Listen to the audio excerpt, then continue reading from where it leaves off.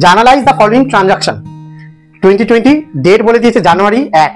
বলছে Ramesh Babu started business with cash.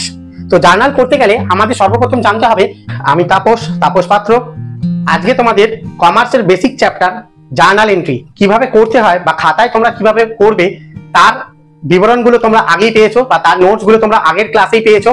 আজকে সেই নোটসের মাধ্যমে মানে personal account, real account, nominal account এগুলোর সাহায্যে জার্নাল এন্ট্রি কিভাবে করতে হয় খাতা কলমে সেগুলোকে তোমাদেরকে আজ তুলে ধরবো। সেগুলো তুলে ধরার আগে জার্নালের কিছু বেসিক থিওরি আছে, সেগুলো আমাকে আগে জানতে হবে যে জার্নাল কোথা থেকে এলো বা জার্নাল কাকে বলে। তো জার্নাল আসছে ফরাসি শব্দ জার থেকে জার্নাল শব্দটি এসছে। এবং জার্নাল কাকে বলে? জার্নাল কাকে বলে হচ্ছে যে কোনো কারবারি প্রতিষ্ঠান বা আর্থিক কারবারি প্রতিষ্ঠানগুলি তাদের দৈনন্দিন কার্যকলাপে যে সমস্ত লেনদেনগুলো হয়ে থাকে সেই লেনদেনগুলোকে দুতরফা দাখিলা পদ্ধতি অনুযায়ী এবং ডেটের ক্রমানুসারে সেগুলোকে ডেবিট ক্রেডিট অনুযায়ী প্রত্যেকটা ডেট অনুসারে সেগুলোকে হিসাবের বইতে লিপিবদ্ধ করা বা টাকার পরিমাণ সহ সেগুলোকে লিপিবদ্ধ করাকেই বলা হয় জার্নাল। তাই জার্নালকে প্রাথমিক হিসাবের বই বা মূল দাখিলার বইও বলা হয়ে থাকে। তো জার্নালের কিছু বৈশিষ্ট্য আছে, সেগুলো জার্নালের বৈশিষ্ট্যের মধ্যে আছে। প্রথম বৈশিষ্ট্য হচ্ছে জার্নালকে প্রাথমিক হিসাবের বই বলা হয়, কারণ প্রাথমিক যে লেনদেনগুলি হয়ে থাকে কারবারি প্রতিষ্ঠানের সেই লেনদেনগুলি সর্বপ্রথম জার্নালেই সেই এন্ট্রিগুলো বা দৈনন্দিন লেনদেনগুলো এন্ট্রি করা হয়। তাই এবং জার্নাল থেকে পরবর্তী যে হিসাব খাতগুলো তৈরি হয় সেগুলো জার্নালের মাধ্যমেই তৈরি হয় বলে তাই জার্নালকে মূল হিসাবের বইও বলা হয়। দৈনন্দিন হিসাবের বই জার্নালে যেহেতু ডেট অনুসারে বা ডেটের ক্রমানুসারে সেগুলোকে এন্ট্রি করা হয় তাই জার্নালকে দৈনন্দিন হিসাবের বইও বলা হয়। সাহায্যকারী বই জার্নালকে একটি সাহায্যকারী বা সহায়ক বইও বলা হয়, কারণ জার্নাল থেকে যে এন্ট্রিগুলো আমরা করি সেগুলো আস্তে আস্তে তোমাকে ডেটের অনুযায়ী সেগুলো লেজারে বা খতিয়ানে ট্রান্সফার করা হয়। তাই জার্নাল সঠিক হলে খতিয়ানটাও বা লেজার অ্যাকাউন্টটাও সঠিক হবে, তাই জার্নালকে সাহায্যকারী বইও বলা হয়ে থাকে। কালানুক্রমিক বই জার্নাল যেহেতু প্রত্যেক দিন কারবারি প্রতিষ্ঠানের যে সমস্ত লেনদেনগুলো ঘটে চলেছে সেগুলো ডেটের ক্রমানুসারে মানে ডেট অনুযায়ী সেগুলোকে লিপিবদ্ধ করা হয়, তাই কালানুক্রমিক বইও জার্নালকে বলা হয়। পুঙ্খানুপুঙ্খ বইও বলা হয়, কারণ জার্নালে যে সমস্ত ডিটেলস গুলো আমরা লিখি, প্রথমে লিখি ডেট, যে কোন ডেটে সেই ট্রানজাকশনটা বা লেনদেনটা সংগঠিত হয়েছে, তারপর তার ডিটেলস মানে হচ্ছে পার্টিকুলারসে আমরা personal account, real account, nominal account অনুযায়ী সেগুলোকে আমরা ডেবিট এবং ক্রেডিট নির্ণয় করে লিখি এবং তাতে অ্যামাউন্ট লিখি, অ্যামাউন্ট কত টাকা ডেবিট হয়েছে, কত টাকা ক্রেডিট হয়েছে এবং সর্বশেষে লিখি ন্যারেশন মানে হচ্ছে সংক্ষিপ্ত বিবরণী। এই সংক্ষিপ্ত বিবরণীর মাধ্যমে আমরা পুরো জার্নালটাকে রেকর্ড করে থাকি এবং পরবর্তীকালে যারা কোম্পানির বা আর্থিক প্রতিষ্ঠানের যারা চার্টার্ড অ্যাকাউন্টেন্ট হয় তারা এই সংক্ষিপ্ত বিবরণীর মাধ্যমে হিসাব নিকাশ গুলোকে সঠিকভাবে মেনটেন হয়েছে কিনা তারা খাতাপত্র অডিট করে এইভাবেই চেক করে থাকে। তো এই গেল জার্নালের বৈশিষ্ট্য। তোমরা বুঝতে পারছো জার্নালকে প্রাথমিক বই বলা হয়, তাই জার্নালটা হচ্ছে কতটা একটা ইম্পর্টেন্ট একটা চ্যাপ্টার, কারণ জার্নাল ছাড়া ইন ফিউচারে তুমি লেজার বা ট্রায়াল ব্যালেন্স বা ফাইনাল অ্যাকাউন্ট বা আদার্স যেসব চ্যাপ্টার গুলো আছে, ক্যাশ বুক, বিআরএস বা বিল অফ এক্সচেঞ্জ, এই রেকটিফিকেশন বিশেষ করে, তো এইসব চ্যাপ্টার গুলো তোমাদের খুবই প্রবলেম করবে। তাই অবশ্যই এই জার্নালটা খুব আমাদের ভালো করে শিখতে হবে। তো আজ তোমাদের সামনে একটা অঙ্ক আমরা করে দেখবো বা জার্নাল কিভাবে করতে হয় সেটা আমরা করব। তো দেখো তোমাদের সামনে একটা অঙ্ক তুলে ধরছি। Journalize the following transaction. 2020 date বলে দিয়েছে জানুয়ারি 1। বলছে Ramesh Babu started business with cash.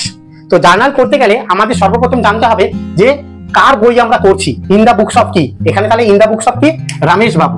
তাহলে এখানে লিখে দিই রমেশ বাবু ইন দা বুকস অফ। তো যখন আমরা কোনো জার্নাল করব সবসময় বিজনেসকে আমাদের নিজেদেরকে ভাবতে হবে যে আমরা নিজেরা হচ্ছে বিজনেস। তাহলে এখানে রমেশ বাবুর বিজনেস, তো রমেশ বাবুকে সবসময় আমি নিজেকে মনে করব। তো বলছে কি Ramesh Babu started business with cash. তাহলে রমেশ বাবু একটা বিজনেস স্টার্ট করছে উইথ ক্যাশ। ডেটটা কত? 2020 jan 1। তাহলে এখানে লিখে দেবো jan 1। তো jan 1 বলে তাহলে বিজনেস কি করছে, রমেশ বাবু স্টার্ট করছে। সবসময় আমাকে বিজনেসের দিক দিয়ে চিন্তা করতে হবে যে বিজনেসে কি আসছে আর কি চলে যাচ্ছে। তো বিজনেসের গোল্ডেন রুলস অনুযায়ী তিনটে অ্যাকাউন্ট, পার্সোনাল, রিয়েল, নমিনাল। যারা আজকের ক্লাসটা প্রথম দেখছো তারা আমার আগের ক্লাসগুলো দেখে নিতে পারো যে গোল্ডেন রুলস এর উপর কি কি বেসিক আমার যে ক্লাসগুলো আছে, যে পার্সোনাল অ্যাকাউন্ট কাকে বলে, রিয়েল অ্যাকাউন্ট কাকে বলে, নমিনাল অ্যাকাউন্ট কাকে বলে, এবং সেই পার্সোনালের debit equals to receiver, credit equals to giver, আর রিয়েলের debit equals to assets comes in, সম্পত্তি আসলেও পারলে, আর credit equals to asset goes out, আর নমিনালে হচ্ছে এক্সপেন্সেস লসেস ডেবিট, আর খরচ ক্ষতি হচ্ছে ডেবিট, আর ক্রেডিট হচ্ছে ইনকাম আর প্রফিট। তো এই যে ট্রানজাকশনটা আমরা করছি সেই ট্রানজাকশনে দেখো বলছে Ramesh Babu started business with cash. তাহলে এখানে বিজনেসে কি আসছে? ক্যাশ আসছে। ডেবিট ইকুয়ালস টু রিসিভার আর ক্রেডিট ইকুয়ালস টু গিভার। তাহলে আমি যদি বিজনেসে টাকা দিই তাহলে বিজনেসে কি আসবে? ক্যাপিটাল আসবে। তাহলে এখানে দুটো জিনিস পাওয়া যাচ্ছে, কারণ গোল্ডেন রুলস অনুযায়ী প্রত্যেকটা লেনদেনেরই অবশ্যই দুটো করে পক্ষ থাকবে, একটা হবে ডেবিট আর একটা হবে ক্রেডিট। সেই ডেবিট ক্রেডিট নির্ণয় করার জন্য যে রুলস আছে সেই রুলস কে বলা হয় গোল্ডেন রুলস। সেই গোল্ডেন রুলস অনুযায়ী পার্সোনাল, রিয়েল আর নমিনাল এই তিনটে অ্যাকাউন্ট আমাদের ছিল। তাহলে ক্যাশ আমার কোন অ্যাকাউন্টের মধ্যে যাচ্ছে? ক্যাশ হচ্ছে আমার রিয়েল অ্যাকাউন্ট। কারণ আমরা যখন বিজনেসে কিছু দিই তাহলে বিজনেসে যে টাকাটা আসছে সেটাকে হচ্ছে সম্পত্তি। তাহলে সম্পত্তি এই হিসাবে কি বলা আছে? Debit equals to assets comes in. তাহলে আমার বিজনেসে ক্যাশ আসছে, তাই ক্যাশ অ্যাকাউন্ট তাহলে কি হবে? ডেবিট। কারণ ক্যাশ আসছে, আসলে বা বাড়লে হবে ডেবিট। আর নেক্সট সেই হিসাবে আবার ক্রেডিট কি হবে? প্রত্যেকটা লেনদেনে অবশ্যই দুটো দিক থাকবে। এটা সবসময় তোমরা মাথায় রাখবে, যে কোনো লেনদেন হোক সবসময় দুটো দিক থাকবে, একটা ডেবিট হবে আর একটা ক্রেডিট হবে। তো ডেবিটটা আমরা পেয়ে গেছি হচ্ছে ক্যাশ। আর নেক্সট হচ্ছে ক্যাপিটাল অ্যাকাউন্ট। ক্যাপিটাল মানে হচ্ছে মালিক নিজে যে বিজনেসে টাকা দিচ্ছে, মালিক বিজনেসের যে টাকাটা দিচ্ছে সেটা বাড়ি থেকে নিয়ে এসছে। তাহলে বাড়ি থেকে কি হচ্ছে? ক্যাশ কমে যাচ্ছে আর বিজনেসে টাকা আসছে, তাই বিজনেসে ক্যাশ বাড়ছে। আর ক্যাপিটাল হিসাবে মালিক যেহেতু টাকা দিচ্ছে তাকে বলা হয় ক্যাপিটাল। তো সেই ক্যাপিটাল বা মূলধনটা হবে ক্রেডিট। কারণ ক্রেডিট কেন হচ্ছে? কারণ পার্সোনাল অ্যাকাউন্টে ডেবিট ইকুয়ালস টু রিসিভার আর ক্রেডিট ইকুয়ালস টু গিভার। তো মালিক যেহেতু টাকাটা বিজনেসে দিচ্ছে তাই মালিক হচ্ছে এখানে গিভার। তো মালিকের নিজস্ব পার্সোনাল কোনো নাম এখানে আসবে না, আসবে মালিক মানে হচ্ছে এখানে ক্যাপিটাল। মালিক যদি বিজনেসে টাকা দেয় তাকে বলা হয় ক্যাপিটাল, আর মালিক যদি বিজনেস থেকে টাকা তুলে নেয় তখন তাকে বলা হয় ড্রয়িংস। এই সব টার্মস বা ল্যাঙ্গুয়েজ গুলো আমরা এর আগের ভিডিওতেও করেছি, সেই ভিডিওগুলো তোমরা দেখে নিলে বুঝতে পারবে এই সমস্ত টার্মস গুলো। তো আমরা এখানে সেটাকে এইভাবে লিখবো, CASH cash account debit two capital account. তো টাকাটা কত? টাকাটা বলে দিয়েছে 50,000। তাহলে ডেবিটের সোজাসুজি হবে 50,000 আর ক্রেডিটের সোজাসুজি হবে 50,000। সবসময় মনে রাখবে এই ডেবিট অ্যামাউন্ট এন্ড ক্রেডিট অ্যামাউন্টটা সবসময় দুটোই সেম থাকবে। যত টাকা আমরা ডেবিটে লিখবো ঠিক তত টাকাই আমরা ক্রেডিটে লিখবো। কারণ হচ্ছে বিজনেসে যে টাকাটা আমি দিয়েছি সেই টাকাটা আমার কাছ দিয়ে 50,000 টাকা গেছে এবং বিজনেসে বেড়েছে কত? 50,000। তাই বোথ ডেবিট এন্ড ক্রেডিট সবসময় সেম থাকবে। এই জার্নাল করার পর একটা আমাদের ন্যারেশন লিখতে হয়। সেই ন্যারেশনকে বাংলায় বলা হয় সংক্ষিপ্ত বিবরণী। কারণ ইন ফিউচারে গিয়ে যখন কোনো প্রবলেম হবে তখন আমরা এই ন্যারেশনের মাধ্যমে জার্নালটা আমরা চেক করতে পারবে, বা কোম্পানির যারা চার্টার্ড অ্যাকাউন্টেন্ট থাকবে বা হিসাব পরীক্ষক থাকবে তারা চেক করতে পারবে যে ন্যারেশনটা, যে লেখাটা বা সংক্ষিপ্ত বিবরণী যেটা লেখা আছে সেই অনুযায়ী সেই লেনদেনটা বা ট্রানজাকশনটা ডেবিট ক্রেডিটটা সঠিকভাবে করা আছে কিনা। এর মাধ্যমে কোনো ভুল হয়ে থাকলে তারা সেটা রেকটিফাই করতে পারবে। তো এতদিন ধরে যে কোনো জার্নাল করতে গেলে জার্নালের আগে একটা বিং বলে শব্দটা লেখা হতো, এখন থেকে সেই বিং বলে শব্দটা উঠে গেছে। আমরা জাস্ট যেটা নর্মাল এন্ট্রি সেইটাকে আমরা তুলে দেবো। তো লেখা আছে Ramesh Babu started business with cash. তাহলে আমরা এখানে লিখবো স্টার্টেড বিজনেস উইথ ক্যাশ। এই ট্রানজাকশনটা পরের ট্রানজাকশন দেখো, ডেট দেওয়া আছে 2 তারিখ, বলেছে কি ব্রড গুডস ফর ক্যাশ। তাহলে 2 তারিখ দিয়ে আমি লিখে দিই 2 তারিখ jan 2 তারিখে কি বলা? Goods for cash. তাহলে 2 তারিখ দিয়ে আমি লিখে দিই 2 তারিখ jan 2 তারিখে কি বলা আছে? Brought goods for cash. Brought মানে হচ্ছে কেনা বা পারচেজ মানেও বোঝায় কেনা। তাহলে পারচেজ করছে কিছু গুডস, গুডস মানে হচ্ছে কাঁচামাল, ফর ক্যাশের মাধ্যমে। তাহলে এখানে যদি আমরা এন্ট্রিটা করতে যাই তাহলে এখানে কি দেখতে পাবো? কি কিনছে? পারচেজ করছে, ব্রড করছে গুডস ফর ক্যাশ। তাহলে এখানে দুটো অ্যাকাউন্ট আছে, একটা হচ্ছে পারচেজ আর একটা হচ্ছে ক্যাশ। তাহলে এখানে যদি ব্রড করে গুডস ফর ক্যাশ, তার মানে দুটো অ্যাকাউন্ট আছে, একটা হচ্ছে ক্যাশ আর একটা হচ্ছে পারচেজ। তাহলে পারচেজ গুডস বা ব্রড গুডস থাকলে কি হবে? সেটা নমিনাল অ্যাকাউন্ট, কারণ সেটা হচ্ছে খরচ। তাহলে খরচ আমার এখানে নমিনাল অ্যাকাউন্টে কি লেখা আছে? এক্সপেন্সেস বা খরচ আছে ডেবিট। তাহলে পারচেজটা হবে ডেবিট। আর ক্যাশ, ক্যাশ হচ্ছে আমার রিয়েল অ্যাকাউন্টের মধ্যে, কারণ যে কোনো রকমের বস্তু বা সম্পত্তি হচ্ছে রিয়েল অ্যাকাউন্ট। রিয়েল অ্যাকাউন্টে কি লেখা আছে? Assets comes in equals to debit আর assets goes out equals to credit. তাহলে আমি যদি গুডস পারচেজ করি তাহলে আমার কাছে কি হবে? ক্যাশ গোজ আউট হবে। তাহলে ক্যাশ যদি গোজ আউট হয় তাহলে ক্যাশ কি হবে? ক্রেডিট হবে। তাহলে ক্যাশটাকে লিখে দিই ক্রেডিট। তাহলে এটাকে যদি আমরা জার্নালে পোস্টিং করি তাহলে কিভাবে করব? তাহলে purchase account debit to cash. তাহলে এখানে লিখবো purchase to cash account. Amount কত আছে? অ্যামাউন্ট দেখে নেওয়া যাক 30,500 টাকা। তাহলে ডেবিটের সোজাসুজি 30,500, আবার ঠিক ক্রেডিটের সোজাসুজি 30,500। কারণ যত টাকা আমরা পারচেজ করেছি সেটা পারচেজ অ্যাকাউন্টে ডেবিট যাবে এবং সেই পারচেজ করতে গিয়ে ঠিক ততটাই পরিমাণ আমাকে পেমেন্ট করতে হয়েছে। যত টাকা আমি পারচেজ করেছি ঠিক তত টাকাই পেমেন্ট করতে হয়েছে, তাই টু ক্যাশ অ্যাকাউন্ট বলে ক্রেডিটে যাবে 30,500। তাহলে এখানে যদি ন্যারেশন লিখি কি লেখা ছিল? Brought goods for cash. তো তোমরা ব্রড গুডস ফর ক্যাশও লিখতে পারো অথবা পারচেজ গুডস ফর ক্যাশও লিখতে পারো। তাহলে আমি লিখে দিই ব্রড গুডস ফর ক্যাশ হয়ে গেল আমাদের সেকেন্ড এন্ট্রি। সেকেন্ড এন্ট্রির পরে আছে, পরের ডেট হচ্ছে 3 তারিখ। 3 তারিখে বলছে ওপেন ব্যাংক অ্যাকাউন্ট উইথ 10,000। তো ওপেন ব্যাংক করছে 10,000, তারিখটা হচ্ছে Jan 3। তো ওপেন করছে একটা ব্যাংক অ্যাকাউন্ট। তাহলে একটা যদি ব্যাংক অ্যাকাউন্ট ওপেন করে তাহলে আমার কাছ দিয়ে কি চলে যাবে? ক্যাশ চলে যাবে। কারণ যখন আমরা কোনো ব্যাংকে গিয়ে একটা অ্যাকাউন্ট ওপেন করি তো আমাদের কাছে কি হয়? ক্যাশ দিতে হয়, ক্যাশ দিয়ে একটা ব্যাংক অ্যাকাউন্ট ওপেন করতে হয়। তাহলে ক্যাশটা আমার কাছ দিয়ে চলে যাচ্ছে আর ব্যাংক ব্যালেন্সটা কি হচ্ছে? বাড়ছে। তাহলে তখনও এখানে দুটো অ্যাকাউন্ট আসবে। কি কি অ্যাকাউন্ট আসবে? একটা হবে ক্যাশ আর একটা হবে ব্যাংক। তাহলে ক্যাশ আর ব্যাংক আছে, তাহলে এখানে ব্যাংক কে আমি কি করব? ডেবিট করব না ক্রেডিট করব? কারণ ব্যাংক আর ক্যাশ দুটোই হচ্ছে রিয়েল অ্যাকাউন্ট, মানে হচ্ছে সম্পত্তি। সম্পত্তি কি হচ্ছে? ডেবিট ইকুয়ালস টু আসলে বা বাড়লে, আর ক্যাশ গোজ আউট হলে ক্রেডিট হবে, কারণ সম্পত্তি চলে যাচ্ছে। তাহলে বিজনেসে কি হচ্ছে? ক্যাশ চলে যাচ্ছে, তাই ক্যাশটা হবে ক্রেডিট। আর বিজনেসের ব্যাংক অ্যাকাউন্ট কি হচ্ছে? ব্যাংক অ্যাকাউন্ট বাড়ছে, তাহলে সম্পত্তি বাড়লে বা আসলে কি হবে? ডেবিট। তাই এই জন্য ব্যাংকটাকে আমরা ডেবিট করব।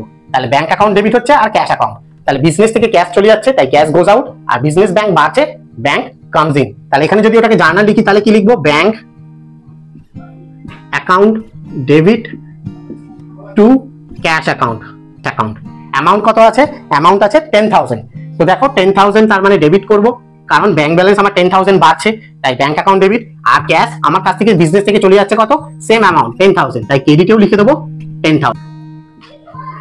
Bank account with cash.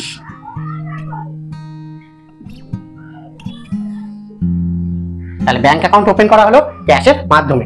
তো এরপরে দেখো নেক্সট কোশ্চেন আছে। নেক্সট কোশ্চেন হচ্ছে নাম্বার 4। বলছে সোল্ড গুডস ফর ক্যাশ।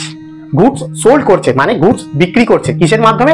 ক্যাশের মাধ্যমে। তাহলে আমি যদি পণ্য বিক্রি করি, যেমনি পারচেজ করেছিলাম তখন পারচেজ অ্যাকাউন্ট ডেবিট করেছিলাম, তো বিক্রি করলে হবে সেলস অ্যাকাউন্ট ক্রেডিট। কারণ সেলস অ্যাকাউন্ট ক্রেডিট কেন হবে? সেলস হচ্ছে আমার ইনকাম, ইনকাম যায় নমিনাল অ্যাকাউন্টে। তাহলে নমিনাল অ্যাকাউন্টের অনুযায়ী তখন আমরা কি করব? কাকে ডেবিট করব, কাকে ক্রেডিট করব? তো তখন আমার সেল করলে টাকা আমার কাছে আসবে, তো টাকাটা ক্যাশ হচ্ছে রিয়েল অ্যাকাউন্ট, রিয়েল অ্যাকাউন্টের debit equals two comes in, তাই ক্যাশ আমার কাছে আসছে, তখন ক্যাশ হয়ে যাবে ডেবিট। আর আমার কাছ থেকে চলে যাচ্ছে গুডস গুলো চলে যাচ্ছে, কিন্তু সেটা আমার কি হচ্ছে? চলে যাওয়ার বিনিময়ে আমার ইনকাম হচ্ছে, তো ইনকাম নমিনাল অ্যাকাউন্টের ক্রেডিট, তাই তখন ক্রেডিট করব সেলস অ্যাকাউন্টকে। বোঝা গেল? তো গুডস যদি আমি বিক্রি করি তার বিনিময়ে টাকা আসছে, তাই ক্যাশ অ্যাকাউন্ট ডেবিট। আর গুডস চলে যাচ্ছে কিসের বিনিময়ে চলে যাচ্ছে? আমি সেল করছি, সেল অফ গুডস, তো সেল করলে সেলস হবে ক্রেডিট, কারণ নমিনাল অ্যাকাউন্টের ইনকাম হচ্ছে ক্রেডিট। তো এটাকে যদি আমরা লিখি কিভাবে লিখবো? আমার কাছে ক্যাশ আসছে, তাই cash account debit to sales account. Amount কত আছে? অ্যামাউন্ট আছে 70,320। তো ডেবিটে লিখবো 70,320 আর ক্রেডিটে লিখবো 70,320। তো এইভাবে যদি ক্যাশের সেল করে তাহলে এইভাবে এন্ট্রিটা হবে। তাহলে ন্যারেশনে লিখে দিই cash sales, cash sales short করে লিখলেও হবে। ন্যারেশন মানে হচ্ছে সংক্ষিপ্ত বিবরণী, জাস্ট হচ্ছে আমার ইনকাম, ইনকাম যায় নমিনাল অ্যাকাউন্টে। তাহলে নমিনাল অ্যাকাউন্টের অনুযায়ী তখন আমরা কি করব? কাকে ডেবিট করব, কাকে ক্রেডিট করব? তো তখন আমার সেল করলে টাকা আমার কাছে আসবে, তো টাকাটা ক্যাশ হচ্ছে রিয়েল অ্যাকাউন্ট, রিয়েল অ্যাকাউন্টের debit equals two comes in, তাই ক্যাশ আমার কাছে আসছে, তখন ক্যাশ হয়ে যাবে ডেবিট। আর আমার কাছ থেকে চলে যাচ্ছে গুডস গুলো চলে যাচ্ছে, কিন্তু সেটা আমার কি হচ্ছে? চলে যাওয়ার বিনিময়ে আমার ইনকাম হচ্ছে, তো ইনকাম নমিনাল অ্যাকাউন্টের ক্রেডিট, তাই তখন ক্রেডিট করব সেলস অ্যাকাউন্টকে। বোঝা গেল? তো গুডস যদি আমি বিক্রি করি তার বিনিময়ে টাকা আসছে, তাই ক্যাশ অ্যাকাউন্ট ডেবিট। আর গুডস চলে যাচ্ছে কিসের বিনিময়ে চলে যাচ্ছে? আমি সেল করছি, সেল অফ গুডস, তো সেল করলে সেলস হবে ক্রেডিট, কারণ নমিনাল অ্যাকাউন্টের ইনকাম হচ্ছে ক্রেডিট। তো এটাকে যদি আমরা লিখি কিভাবে লিখবো? আমার কাছে ক্যাশ আসছে, তাই cash account debit to sales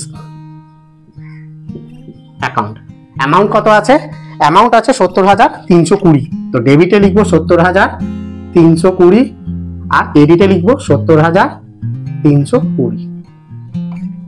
তো এইভাবে যদি ক্যাশের সেল করে তাহলে এইভাবে এন্ট্রিটা হবে। তাহলে ন্যারেশনে লিখে দিই cash sales, cash sales short করে লিখলেও হবে। ন্যারেশন মানে হচ্ছে সংক্ষিপ্ত বিবরণী, জাস্ট যে ট্রানজাকশনটা ঘটেছে সেইটা তোমরা জাস্ট একটা তার ছোট্ট বিবরণ বা ন্যারেশন হিসাবে লিখে দিতে হবে। তারপরে তারিখ হচ্ছে 7 তারিখ। 7 তারিখে বলছে brought goods from Sujoy on credit. তাহলে ব্রড করছে গুডস সুজয়ের থেকে, ডেট হচ্ছে 7। 7 তারিখে বলেছে ব্রড করছে গুডস ফ্রম সুজয়। তাহলে ব্রড যদি করে, ব্রড মানে কি একটু আগে আমরা বলেছিলাম, ব্রড মানে হচ্ছে পারচেজ করছে সুজয় থেকে ফর ক্যাশ। আচ্ছা, ক্যাশ বলিনি, অন ক্রেডিট। তাহলে ব্রড করছে goods from Sujoy on credit, তাহলে সুজয় থেকে কাঁচামাল কিনছে ফর ক্রেডিটে 30,000 টাকা। তাহলে এখানে দুটো অ্যাকাউন্ট আছে, একটা হচ্ছে পার্সোনাল অ্যাকাউন্ট হচ্ছে সুজয়, আর একটা হচ্ছে ব্রড গুডস মানে হচ্ছে নমিনাল অ্যাকাউন্ট এক্সপেন্সেস। তাহলে পারচেজ করছে মানে এক্সপেন্সেস কি আছে, নমিনাল অ্যাকাউন্ট। তাহলে এখানে পারচেজ হবে ডেবিট। আর একটা পার্সোনাল অ্যাকাউন্ট আছে, পার্সোনাল অ্যাকাউন্ট হচ্ছে সুজয়। আমি যদি সুজয়ের থেকে মাল কিনি তাহলে সুজয় কি হবে, রিসিভার হবে না গিভার হবে? গিভার হবে, কারণ আমি যদি ওর কাছ থেকে কিনি ও আমাকে মালটা দেবে। তো ও আমাকে যদি মালটা দেয় তাহলে পার্সোনাল অ্যাকাউন্টে ক্রেডিট ইকুয়ালস টু কি আছে, গিভার মানে যে দেবে। তাহলে এখানে দিচ্ছে হচ্ছে সুজয়, তাই সুজয় হবে ক্রেডিট। তাহলে এখানে লিখি সুজয়। তাহলে জার্নালটা হচ্ছে purchase account debit to Sujoy account. তাহলে পারচেসকে আমাকে ডেবিট করতে হচ্ছে কারণ এক্সপেন্সেস, আর সুজয়কে আমরা ক্রেডিট করব। তাহলে এইখানে যদি লিখি আমরা এন্ট্রিটা পারচেস 30,000 আর ক্রেডিটে লিখবো 30,000। ন্যারেশন হবে পারচেস গুডস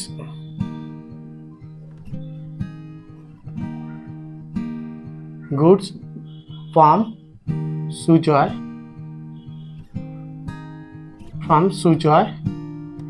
অন ক্রেডিট 10,000। তাহলে ওয়েজেস এন্ড স্যালারি পে করলে তাহলে ওয়েজেস কি হবে, ওয়েজেস আর স্যালারি হচ্ছে নমিনাল অ্যাকাউন্ট, কারণ ওয়েজেস আর স্যালারি পে করলে কোম্পানির খরচ হয়, তাই ওয়েজেস এন্ড স্যালারি হবে ডেবিট। আর কিসের মাধ্যমে পে করছে, ফর ক্যাশ।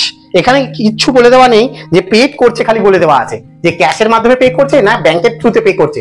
যদি কিছু না বলে দেওয়া থাকে সবসময় তোমরা ক্যাশ অ্যাকাউন্ট নেবে, কারণ যখন কোনো খরচ করা হয় জেনারেলি ক্যাশের মাধ্যমেই করা হয়ে থাকে। যদি চেক বা ব্যাংক পেনশন করা থাকে তখনই কেবলমাত্র ব্যাংকের থ্রুতে হবে, না হলে যখন শুধু পেড ওয়েজেস বা পেড রেন্ট বা পেড অ্যাডভার্টাইজমেন্ট যা কিছু শুধু পেড কথাটা লেখা থাকলে তাহলে ক্যাশের মাধ্যমেই হবে। তাহলে আমি যদি পে করি তাহলে ক্যাশ হচ্ছে আমার রিয়েল অ্যাকাউন্ট, পে করলে হচ্ছে অ্যাসেটস গোজ আউট, সম্পত্তি চলে যাচ্ছে ক্যাশ, আর কি পে করছে এক্সপেন্সেস এন্ড লসেস হচ্ছে ডেবিট। তাহলে ওয়েজেস এন্ড স্যালারি হবে ডেবিট, ওয়েজেস হবে ডেবিট আর ক্যাশ গোজ আউট, তাহলে ক্যাশটা হবে ক্রেডিট।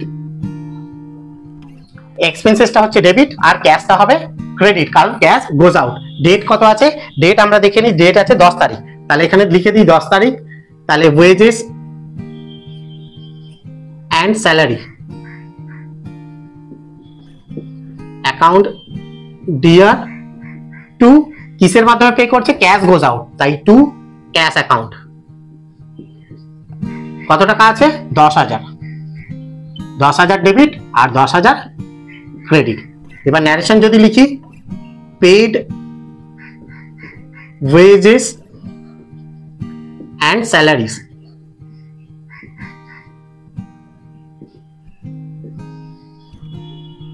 নেক্সট। তারপরে দেখো 10 তারিখের পর আছে sold goods to Subrata on credit. তাহলে সোল্ড করছে গুডস, কাকে সোল্ড করছে, সুব্রতকে। তাহলে এখানে দুটো অ্যাকাউন্ট আছে, একটা হচ্ছে সোল্ড গুডস আর একটা হচ্ছে সুব্রত। তাহলে সুব্রত এখানে কোন অ্যাকাউন্ট, সুব্রত হচ্ছে পার্সোনাল অ্যাকাউন্ট। তাহলে আমি যদি গুডস সোল্ড করি সুব্রতকে তাহলে সুব্রত কি হবে, রিসিভার। তাহলে রিসিভার ইকুয়ালস টু কি লেখা আছে, ডেবিট। তাহলে আমরা সুব্রতকে করব ডেবিট আর ক্রেডিট কাকে করব, সোল্ড। সোল্ড করলে হচ্ছে নমিনাল অ্যাকাউন্ট ইনকাম, ইনকাম হবে তখন ক্রেডিট। তাহলে এখানে তাহলে ডেবিট ইকুয়ালস টু কি হচ্ছে, সুব্রত। সুব্রতকে যদি সেল করি তাহলে সুব্রত হবে রিসিভার ডেবিট, আর সেল করছি মানে নমিনাল অ্যাকাউন্টের ইনকাম ক্রেডিট। তাহলে এখানে যদি জার্নালটা লিখি, জার্নাল কি লিখবো, জানুয়ারি, ডেটটা লিখে দিতে হবে প্রথমে জানুয়ারি 13। তাহলে Subrata account debit, account debit to sales.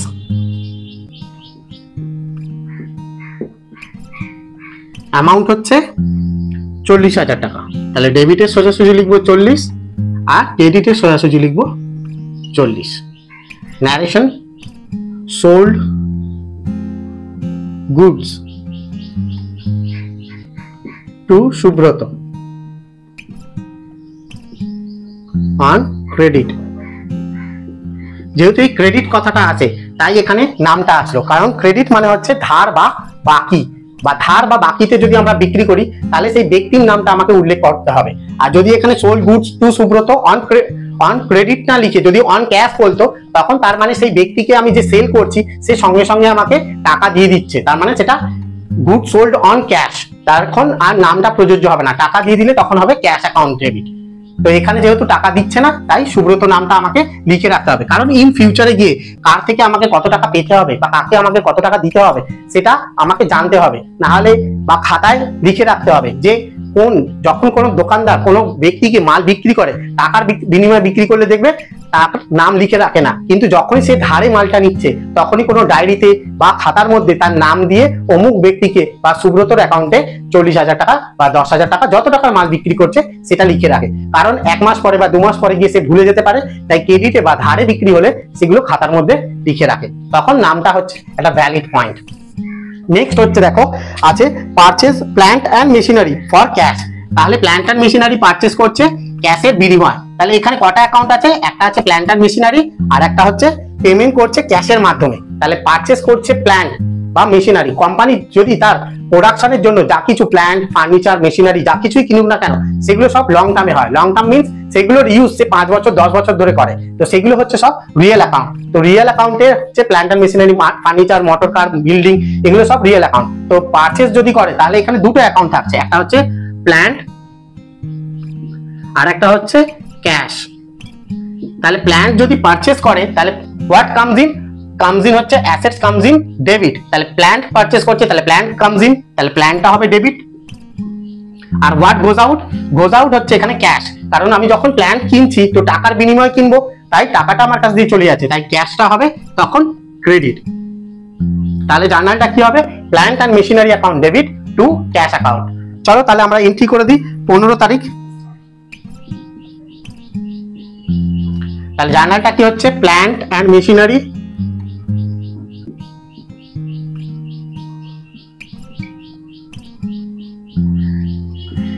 Account debit to payment করছে cash to cash account. Amount কত আছে? অ্যামাউন্ট আছে 16,600 টাকা। তাহলে 16,600 ডেবিট অ্যান্ড সেম অ্যামাউন্ট ক্রেডিটে যাবে 16,600। তাহলে ন্যারেশন লিখলে কি লিখবো? Purchase plant and machinery for cash. তাহলে পারচেজ করছে plant and machinery for cash, complete. এখানে পারচেজ যেহেতু বলেছে, তো পারচেজ সবসময় পারচেজ করছে মানে এই যে পারচেজ অ্যাকাউন্ট ডেবিট হবে তা না। পারচেজ যদি গুডস করে তখন পারচেজ অ্যাকাউন্ট ডেবিট হবে। এছাড়া পারচেজ গুডস বাদ দিয়ে যা কিছু কিনবে সমস্ত কিছুর ক্ষেত্রেই সেই অ্যাসেটসটা আসবে। নেক্সট এন্ট্রি আছে 19 তারিখ।